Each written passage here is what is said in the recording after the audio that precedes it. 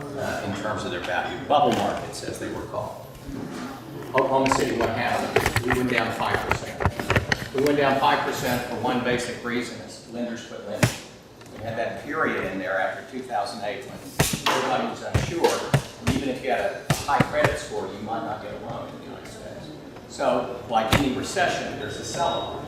The second thing that was remarkable about Oklahoma City in 2008 is that, you know, if you go into areas like Atlanta, you had a lot of developers go under. There was a lot of speculation in development.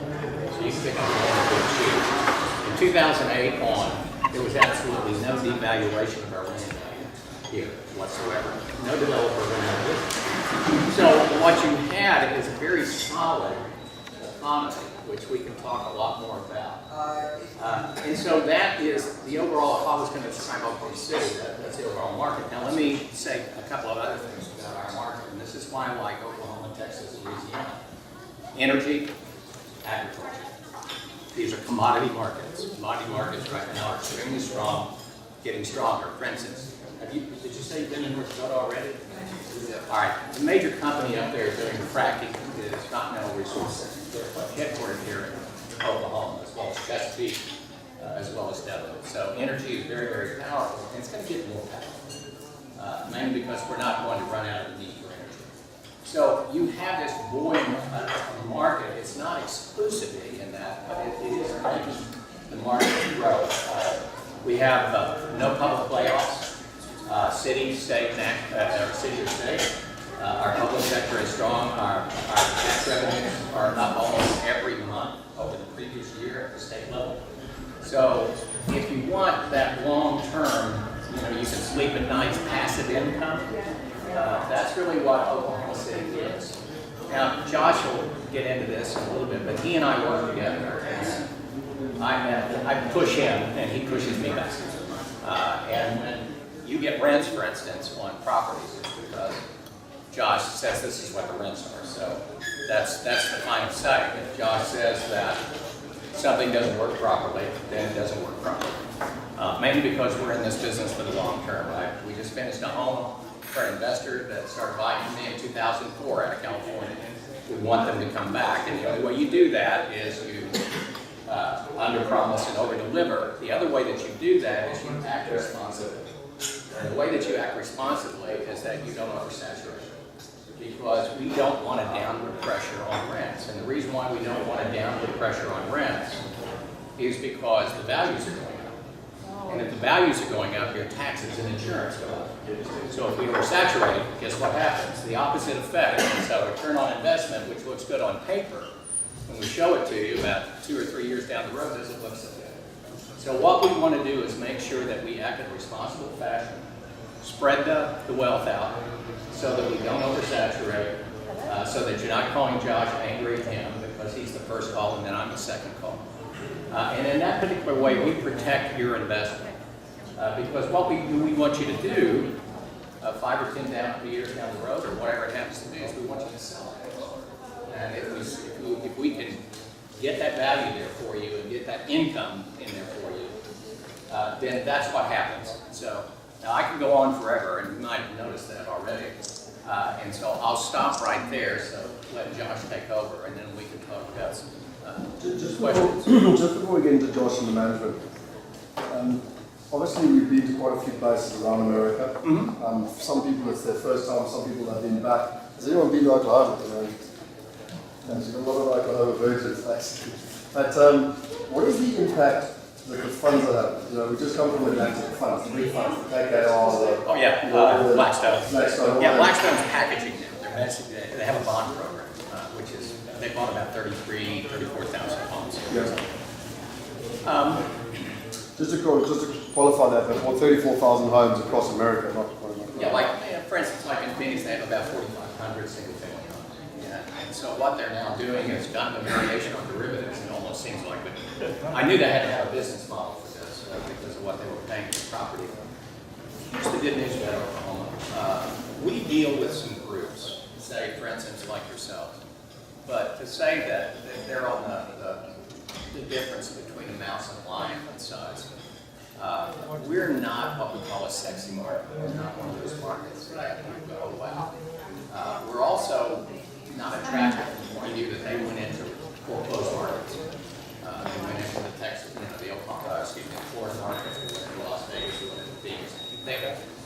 around Orlando. They went in to these markets because they could deal directly with the banks, and the properties never hit the market. I was trying to buy a condo in Palm Beach County last year because that's where I want to kind of go back and forth. That's my place.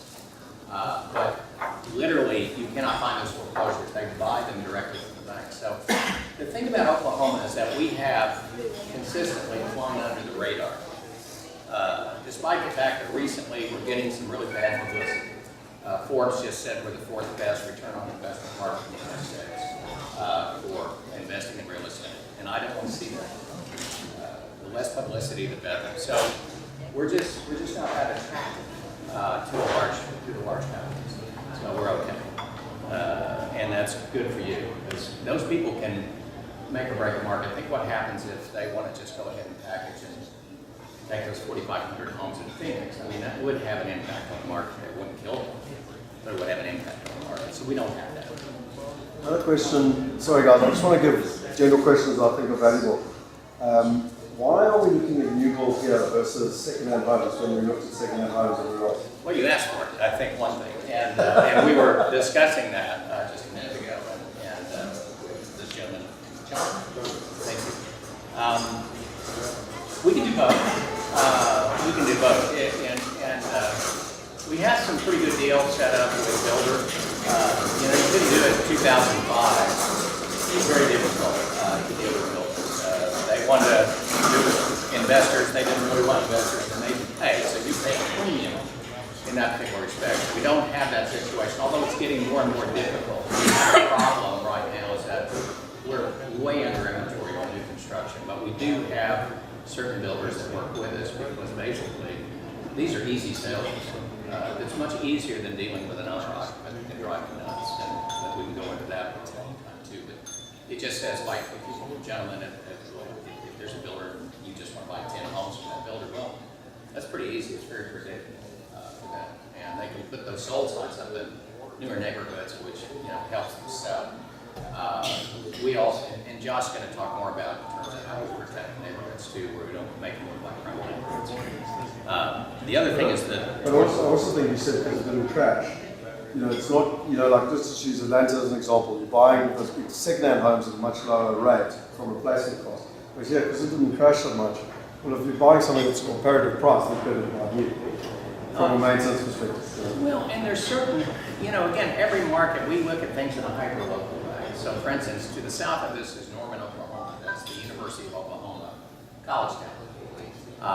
I looked at, talked to a builder down there, looked at the prices on new construction, had Josh vet the rents, said absolutely not. They don't work. And now in that market, you'd have to buy a 30-year-old home. You'd have to get it cheap enough to even start getting that rent versus price ratio closer together. But in Oklahoma City, we have, you're going to see how big the city is. By the way, the city itself, without the suburbs, 650 square miles.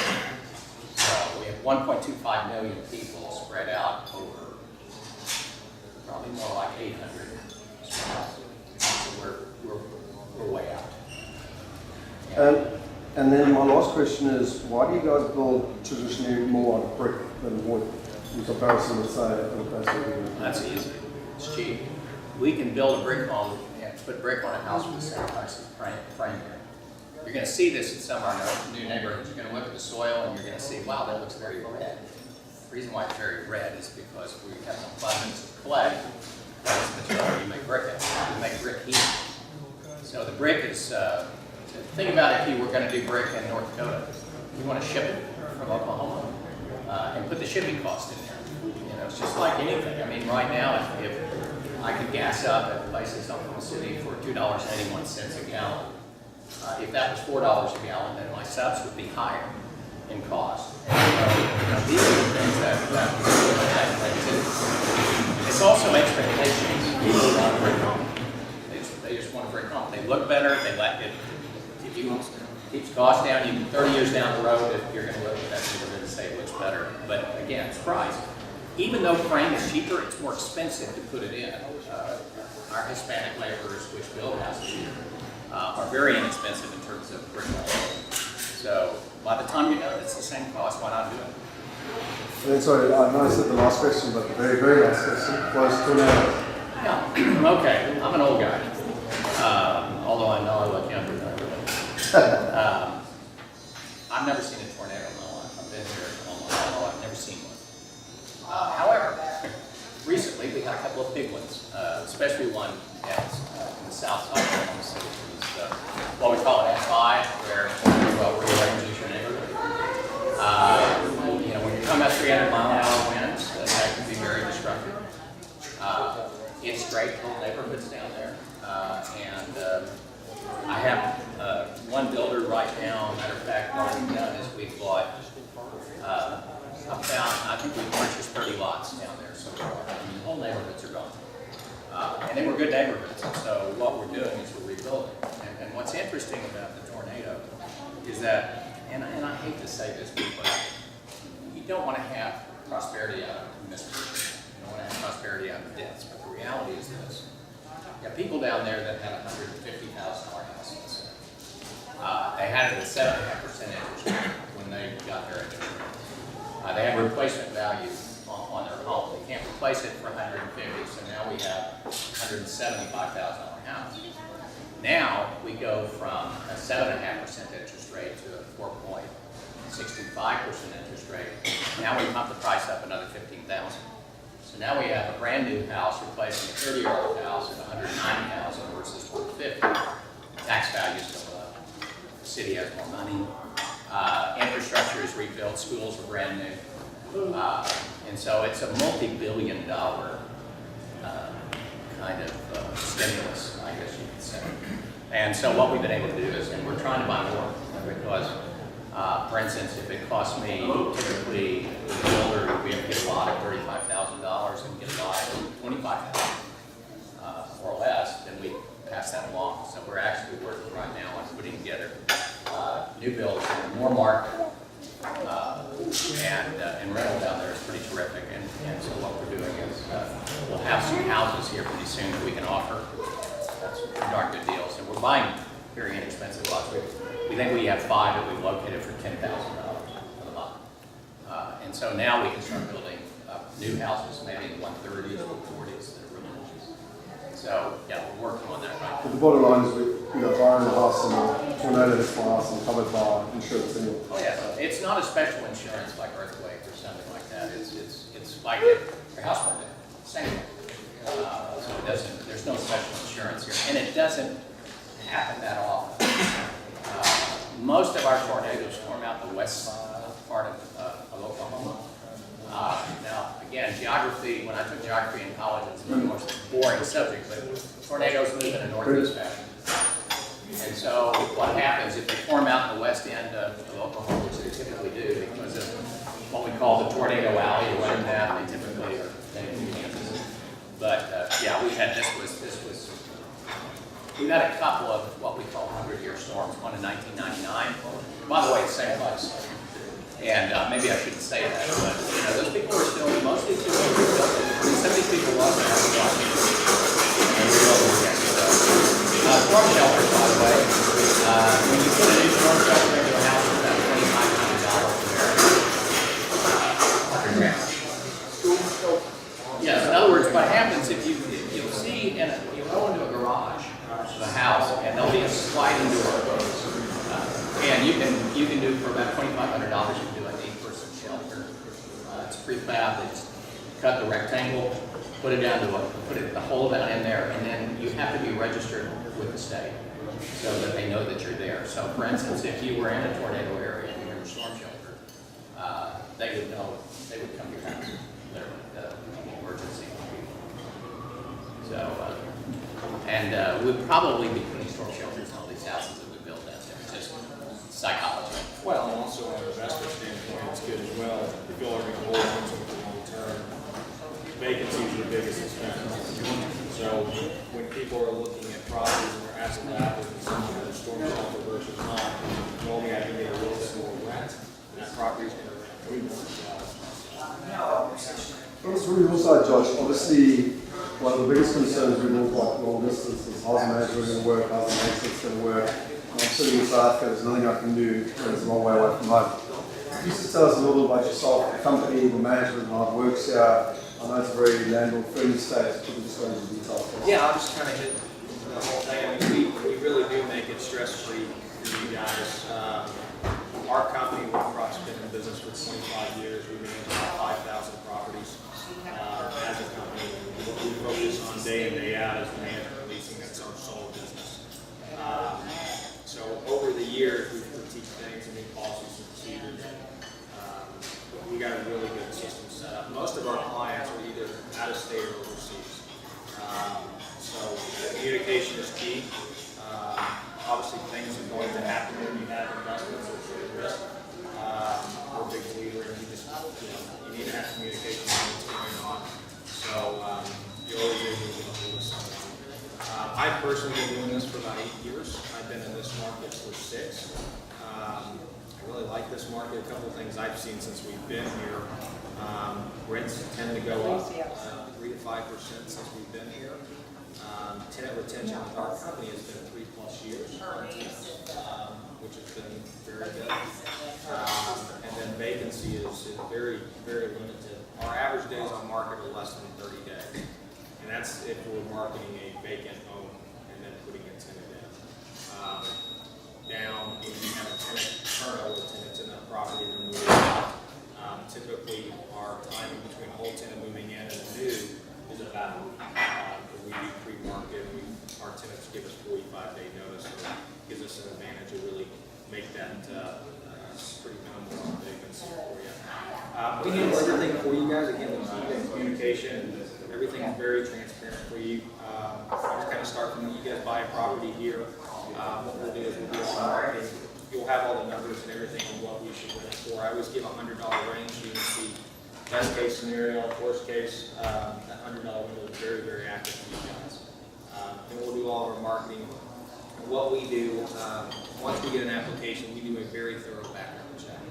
Very, very important to get the right person into your property. So we'll look at credit, we'll do a criminal background check, we will do a national sex offender check.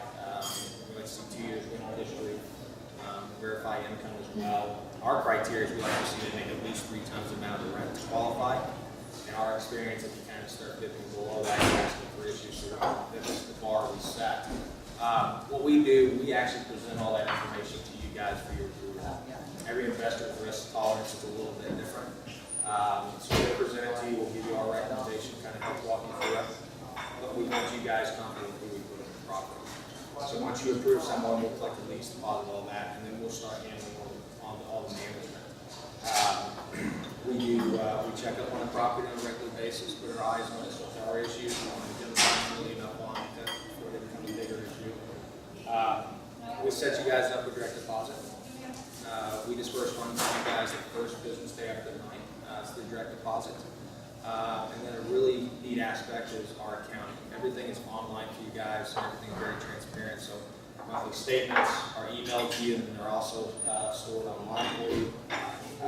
You have a live up-to-date balance. Just quickly, for those of you who were at the extravaganza and saw Eric show that system, you know what's the name of the management system you use? Propertyware, yeah. So interesting enough, they use the same system that the guys in Memphis use, which is an extremely efficient system.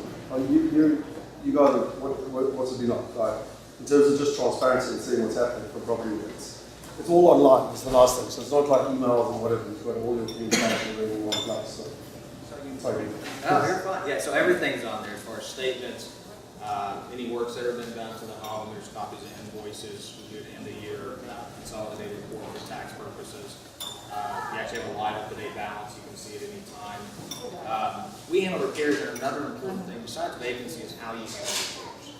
So I manage about 450 homes here, and what that gives me is it gives me good leverage with the vendors that I use. So I get very good volume pricing with the vendors I use, but also in a combination of good quality.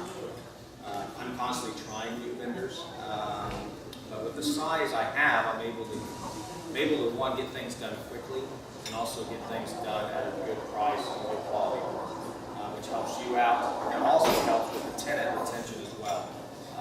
I have a deal set up with our vendors.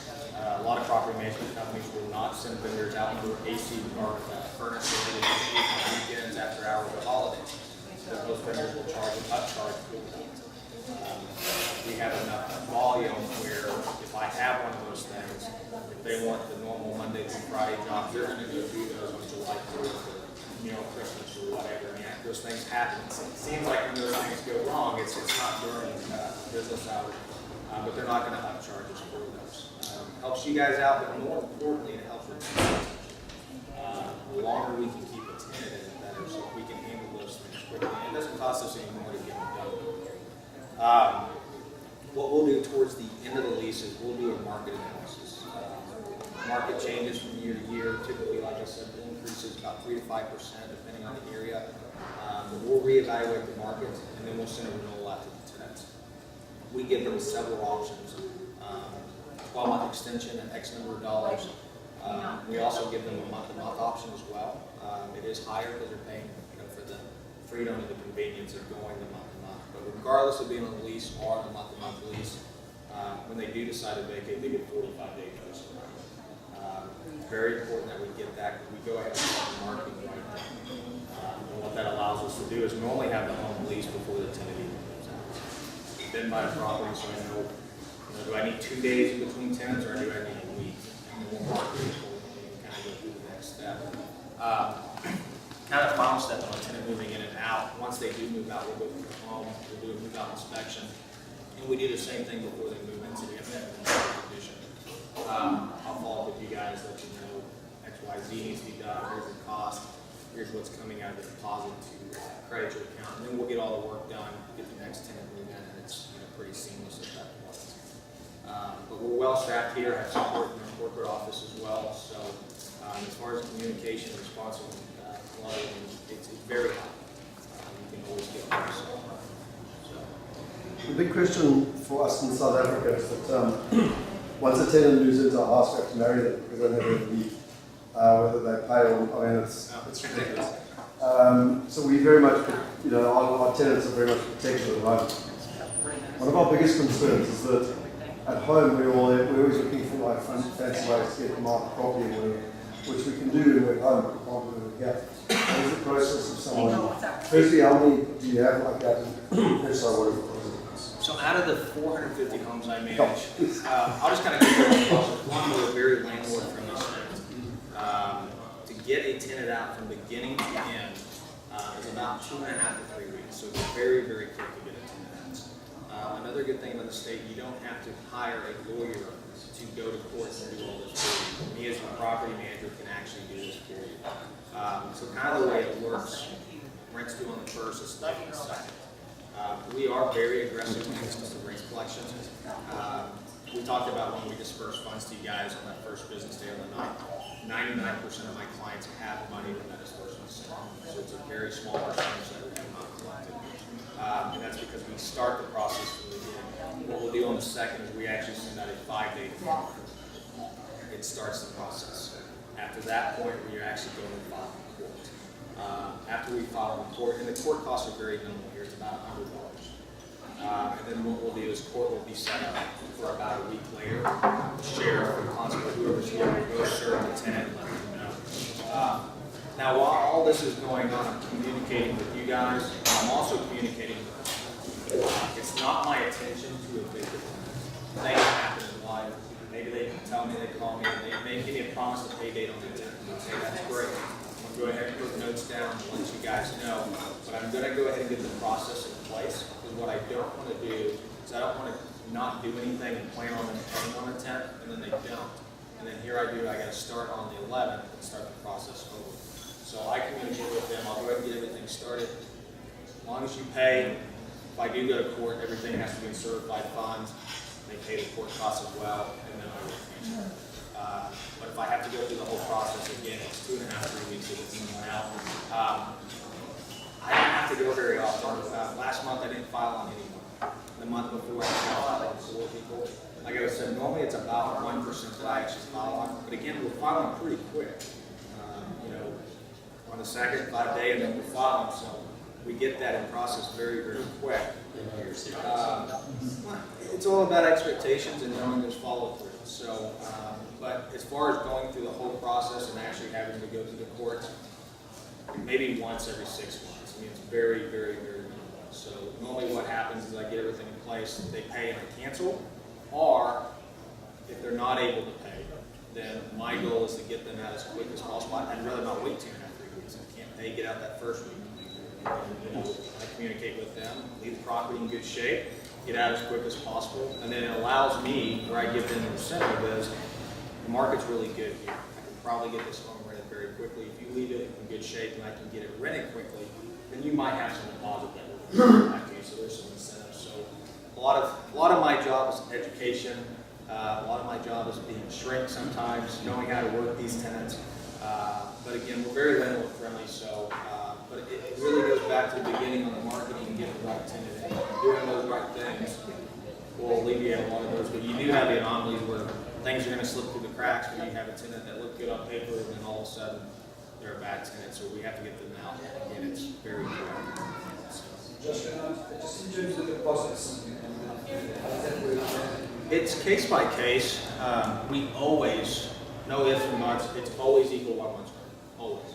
And that's if they look great across the board. When we talked about credit, rental history, income, all that looks great, no pads, deposits equal 1 month's rent. Now, say we have another applicant with credit's a little poor, but everything else checks out or whatever, we might get a half additional deposit, we might get a double deposit, we might even get a little bit more. It really depends on the applicant. And we'll present all that to you guys, and again, we'll let you comfortable who we put in. Now, me as an investor, well, I have rental properties here too. I'll give you 2 examples. Applicant A, all the checks look great. They moved here from out of state, and now they're leasing the property. And then I have, because it's very, very common to get multiple applications. Applicant B, they live here, credit's been shot a little bit, maybe they had a foreclosure, but all the other checks looked good, right? So my recommendation sometimes would be to go with that person with a double deposit, knowing that they're going to be a longer-term tenant because 1, they can't buy because of credit, and 2, I like the idea when I hear foreclosure, they were a homeowner at some point. I'd much rather have someone who was a homeowner versus just someone who's always been a tenant. There's just a different pride of ownership. And then what I see in my experience, sometimes some people just, they really appreciate the second chance that someone's given them their home. Our default on those 2 scenarios, the person with the bad credit or foreclosure with a double deposit, that person is less likely to default than an applicant may. So, but again, it's case by case, and it's what you guys are comfortable with. Me being a long-term investor, sometimes I will go with a little bit higher risk if other indicators look good with a little bit more skin in the game. And that deposit is purely the as protection for the property. So it cannot be used for as a paid rents, can't be used to cover a rent, and it can only be used if there's damage to the property. No, we can use it however we need to. If it's, say they move out and they owe damages for whatever they did to the home, and maybe they didn't pay the last week of rent, maybe they overlapped in per rent, and we could use that for that as well. And then our default as far as tenants moving out and owing more deposit, because that's a concern, obviously we want to make sure we get their own deposit, is less than 2%. So it's, you're in the game long enough, you're going to have it where it's going to probably happen. But it's a very small percentage where we don't have enough deposit to cover any rent or damage or stuff like that. That's how many It helps. I mean, obviously, the quicker we can get it rented, the rent and stuff like that. But we can't charge, if you're legal, we can't charge rent twice. So that's why I was talking about, if I have someone in the property who they can't pay rent, I'd rather get them out and then let them know, if I get someone in, then, as soon as they're in, I'm responsible for anything. What I don't tell them sometimes, or in a roundabout way, they will be, our lease is very thorough protection for you guys. They will owe, for example, say they did a 12-month lease, and we charge you guys, obviously we have a cost for what we do. We would charge them a leasing fee to mitigate that for you guys. And then we also have a pretty neat thing in our lease too, because we are a big relocation market with a lot of people coming in because their economy is good for jobs and such. So a lot of people move here and they're renting property until they really figure out where they want to buy. Where I was talking about applicant A, they look great, and I probably know they're not going to be a long-term tenant. They end up buying. So what we have in our lease, and this happens a lot, they'll get 45-day notice. We allow them to end the lease. Now, there's certain procedures to do it. They get 45-day notice. They pay rent during that time. I'm already have it on the market. And they also pay a fee. It's 108% of 1 month's rent. And what that's designed to do, and this is straight income sent to you guys. We don't take any fee or anything like that. It's designed to cover your next leasing fees, or replace a tenant, and up to 1 month's worth of vacancy. So what normally happens, since a tenant's in, we're marketing it, normally it's less than a week, you're actually normally profiting. But we have it built in to protect you. Because what we don't want to do is we don't just have a tenant for 3 months, charge another leasing fee, you know what I mean? So, In theory, if someone has defaulted and you've got them out, just as an argument, it takes another 2 months to find a tenant. Is that previous tenant still responsible? yes, Because obviously he hasn't finished his lease. they are, right. So if their lease term is still during that period, then yes, they're still responsible. And then it's just a matter of whether it's worth chasing.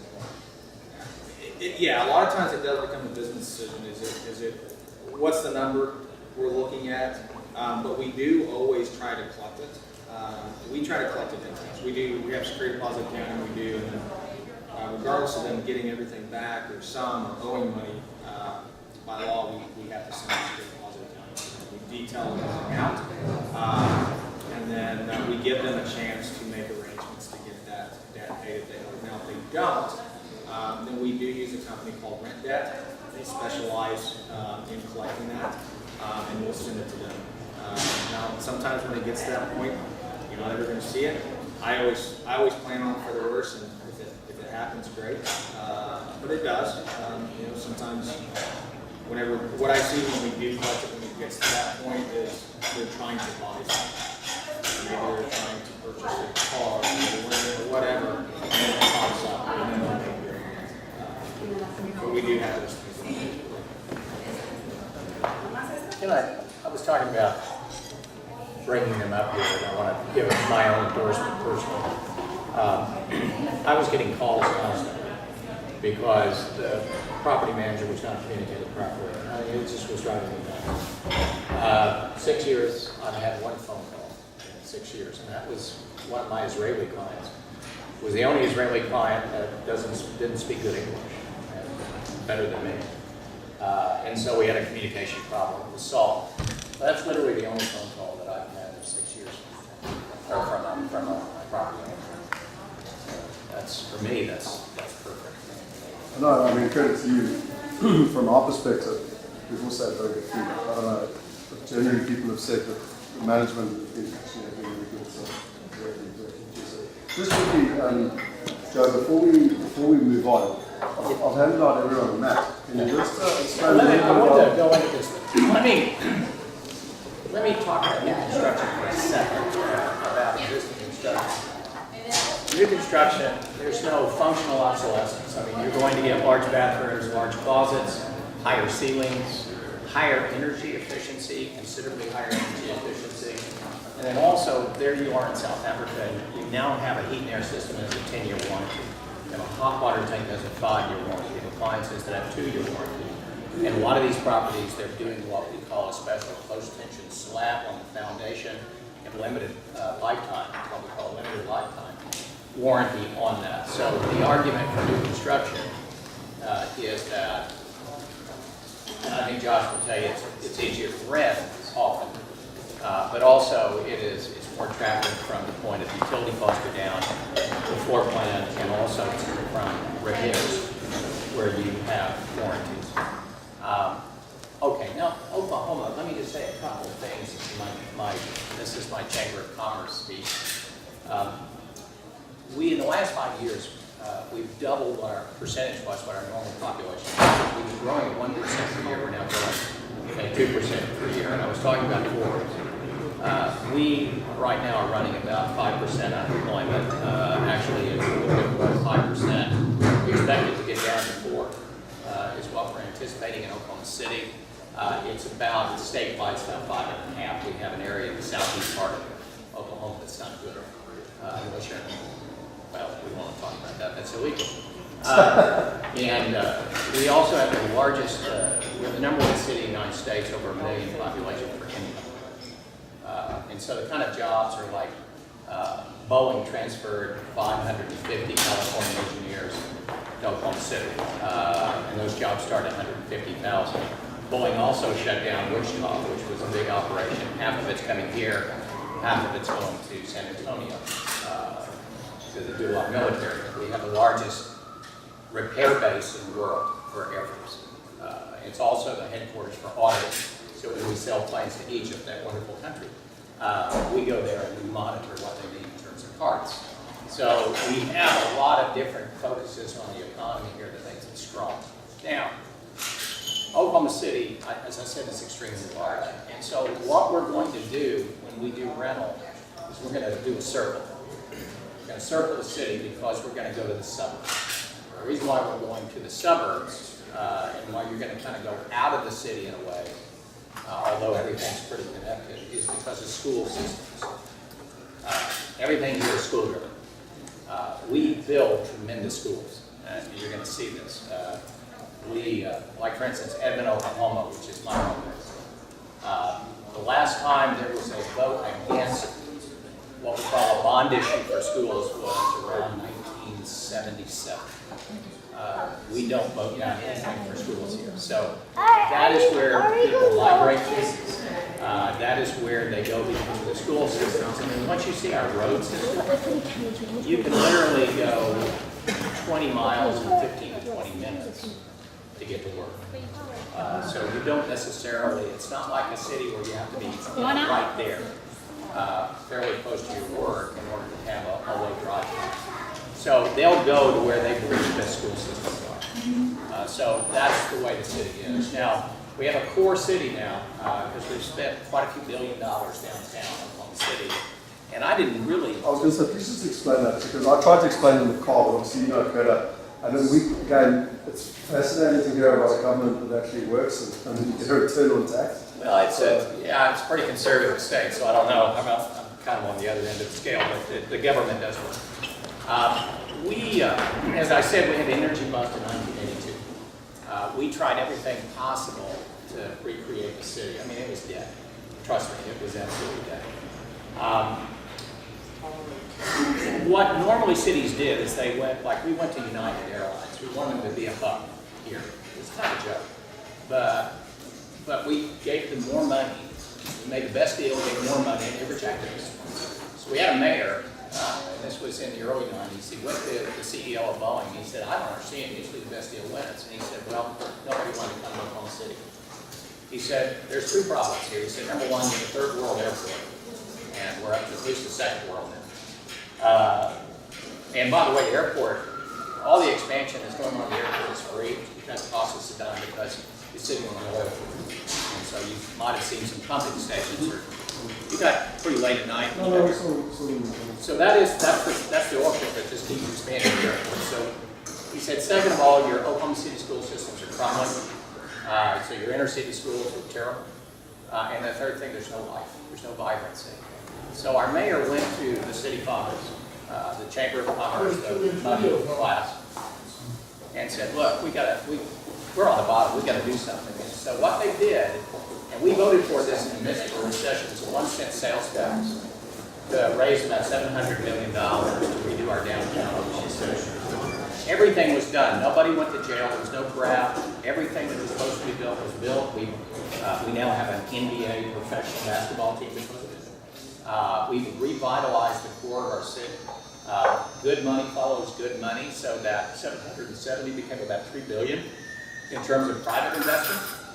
It was so successful that we did MAPS 2. And so MAPS 2 was, we're going to rebuild the inner city schools. So we raised about the same amount of money, a little bit more. And we tore down or just abandoned 75% of the Oklahoma City school systems and built them brand new. The ones that could be rehabbed and made better was 25% and made better. And again, once you pay for this, then the sales tax goes off. The second was so successful that we just did the third one. And we're building a large convention center downtown. We're building an 80-acre park. We're doing more sidewalks, we're doing adult aquatic centers, we're doing all sorts of things. The fascinating thing about this idea is that you hear this argument in the United States that taxes should go down and business goes up. Here's the situation where taxes went up, good money followed good money. We also did empowerment zones. That's why Dell brought a computer system hub here in terms of their worldwide service. So we had tax breaks that brought them in that respect. So now what we have is what, for some reason, our country right now is not doing enough of, which is infrastructure spending, but we've done it and we have zero cost. There's no debt, absolutely no debt to it. And so right now, Oklahoma City is being used as the model for recreating your city and bringing it back. And that was the real impetus of doing it. It's not the only thing. The Tinker Air Force Base I was referring to is something that went from about 10,000 people to 45,000 with base closings going all over the world and consolidating here. So there's a lot of these economic determinants that really came into the city that really is supporting it at this point. As I said, like when you have Boeing now with about 5,000, I think roughly about 5,000 people on and off base, you have a good presence and a solid presence. So that's kind of the way the city is constituted. We are now to the point where when we build roads, we make sure that we just keep expanding even before it's time because we don't like traffic here. So it's going to make these suburbs really good. That's, I guess, is there anything else you want to know about? Well, what I'd like to do is we've given out this map. Okay. And I think if everyone was open so we all got the same map in front of us. And something, I didn't design the tour or anything, so I wasn't. Yeah. No, You got it covered? Yeah. Okay. Well, so, That's, he's been here. no, so I mean, basically, you should be looking at this one down here. Yeah. Okay. And you'll see there you've got the downtown right in the middle, and then up in the kind of northeast you've got Edmond. Can everyone see Edmond? Yeah. Okay. Okay. So Edmond is the number one school district. That's what Joe just mentioned. It's where the best schools are, and It's the highest income in education. yeah, I think it's the Sandton of Johannesburg. You know what I mean? It's the very affluent area. Then if you look to the northwest, you've effectively got Piedmont. Now, somebody's here that's bought a property, and we'll go there today, and you'll get to see an interior of one too, so you'll kind of see how to build that. So that's Piedmont, basically in the northwest. And that's, I'm not seeing Piedmont on my map. We saw it last time. Is it? Okay. Well, and let me say this, we go more by our school system than the actual city.